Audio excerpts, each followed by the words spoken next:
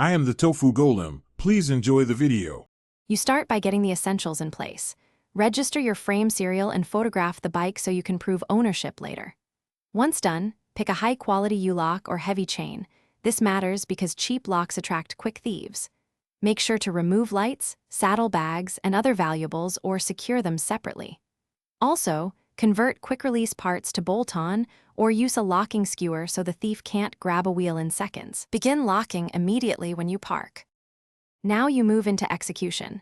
Position the bike next to an immovable object and avoid thin or removable posts. Use 2 locks, a U-lock through the frame and rear triangle, plus a chain or cable for the front wheel, because 2 different tools slow thieves. Make sure each lock sits tight against the frame so there's minimal space for tools. Thieves exploit gaps. Once the locks are in place, lock the bike with the key and double-check that both wheels and the frame are secured. Finish by choosing a visible, well-lit location, ideally under CCTV.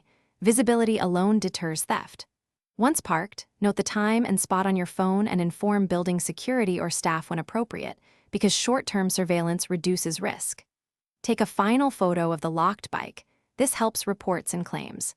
If you return and find a cut lock, step back, document the scene with photos, call police, and contact your insurer or registry. That quick evidence.